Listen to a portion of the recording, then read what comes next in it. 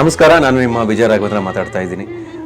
ಒಂದು ವಿಶೇಷವಾದ ಒಂದು ಪ್ರಾರಂಭದ ಬಗ್ಗೆ ಮಾತಾಡೋದಕ್ಕೆ ಇಷ್ಟಪಡ್ತೀನಿ. ನಮ್ಮ ಜಿ ಕನ್ನಡ ವಾಹಿನಿಯ ಕಾಮಿಡಿ ಕಿಲಾಡಿಗಳು ಕಾರ್ಯಕ್ರಮದ ಮುತ್ತು ಅವರು, ಅಂದರೆ ಅವರು ಗಡ್ಡಪ್ಪ ಅಂತ ಭಾಳ ಫೇಮಸ್ ಆಗಿದ್ದಾರೆ. ಅವರ ಒಂದು ಆ್ಯಕ್ಟಿಂಗ್ ಸ್ಕೂಲ್ ಮುತ್ತೂಸ್ ಆ್ಯಕ್ಟರ್ಸ್ ಅಡ್ಡ ಅಂತ, ಒಂದು ಹೊಸ ಆ್ಯಕ್ಟಿಂಗ್ ಸ್ಕೂಲ್. ಸಾಕಷ್ಟು ಜನರಿಗೆ ಪ್ರಶ್ನೆ ಇರುತ್ತೆ, ಅಂದರೆ ಮಕ್ಕಳಿಗೆ ಆ್ಯಕ್ಟಿಂಗ್ ಇಷ್ಟ ಅಥವಾ ಇನ್ಯಾರು ದೊಡ್ಡವರು ಆ್ಯಕ್ಟಿಂಗ್ ಕಲಿಬೇಕು ಅನ್ನೋರು ಎಲ್ಲ ಆ್ಯಕ್ಟಿಂಗ್ ಸ್ಕೂಲ್ ಇದೆ, ಎಲ್ಲ ಹೊಸದು ಎಲ್ಲಿದೆ ಅಂತ ನನ್ನ ಕೇಳ್ತಾ ಇರ್ತಾರೆ. ನನಗೆ ಒಂದೊಂದು ಅಡ್ರೆಸ್ ಸಿಕ್ತು, ಒಂದು ಆ್ಯಕ್ಟಿಂಗ್ ಸ್ಕೂಲ್ ಇದೆ, ಅಲ್ಲಿ ಸೇರಿಸಿ ಅಂತ.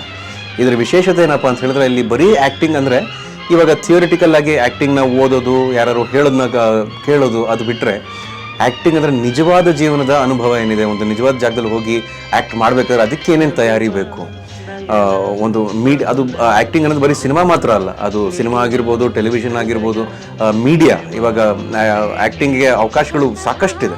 ಸೊ ಹಾಗಾಗಿ ಎಲ್ಲ ತರಹದ ತರಬೇತಿ